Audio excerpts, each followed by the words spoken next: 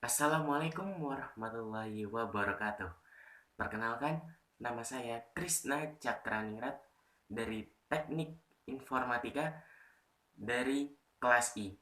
Di sini saya akan mempresentasikan perkembangan alat hitung di Kota Semarang.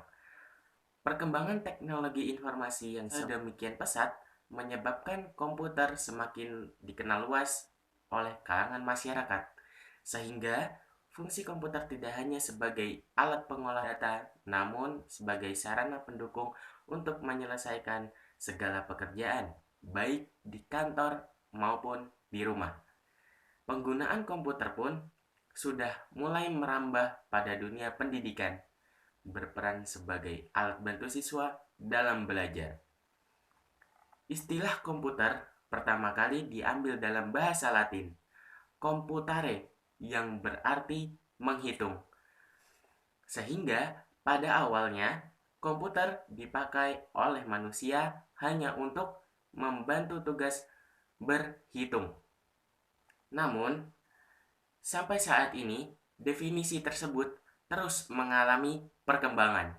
Antara lain, menerima input, memproses input sesuai dengan program, menyimpan perintah dan hasil dari pengolahan, dan yang terakhir menyediakan output dalam bentuk informasi.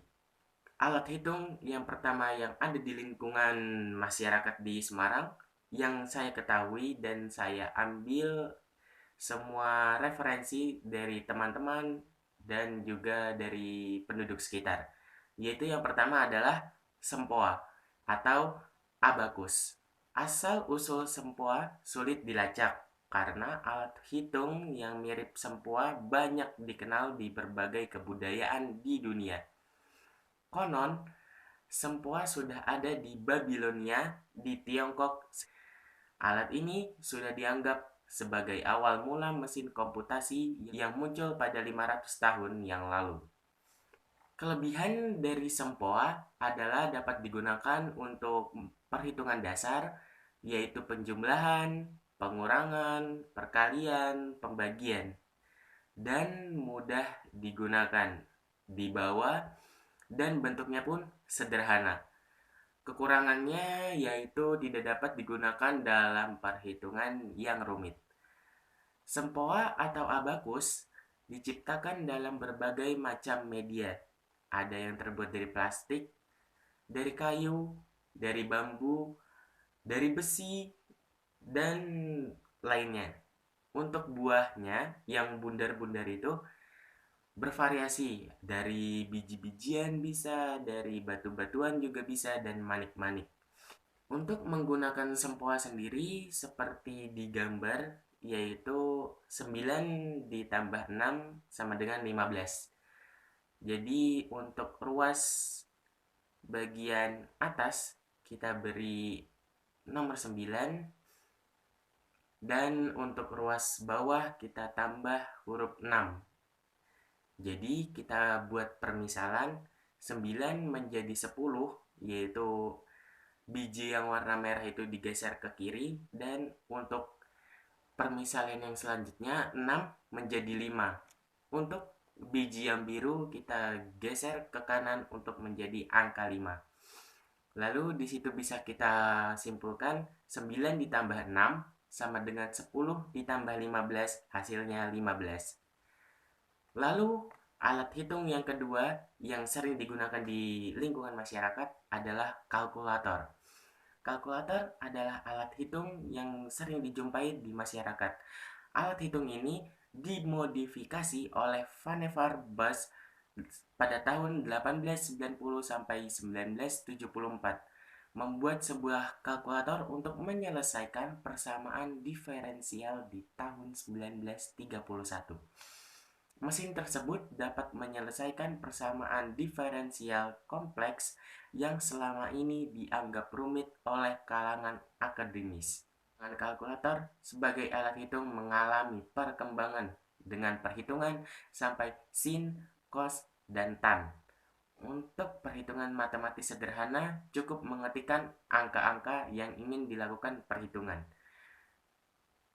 Penggunaan kalkulator untuk saat ini untuk di kalangan masyarakat banyak digunakan oleh pedagang di pasar maupun di warung-warung terdekat untuk menghitung berapa total dari pembelanjaan yang dibeli oleh pembeli. Bentuk dari kalkulator ini bermacam-macam, ada yang besar dan kecil, dan kegunaannya pun beragam sesuai dengan pilihan menu yang diberikan oleh kalkulator masing-masing.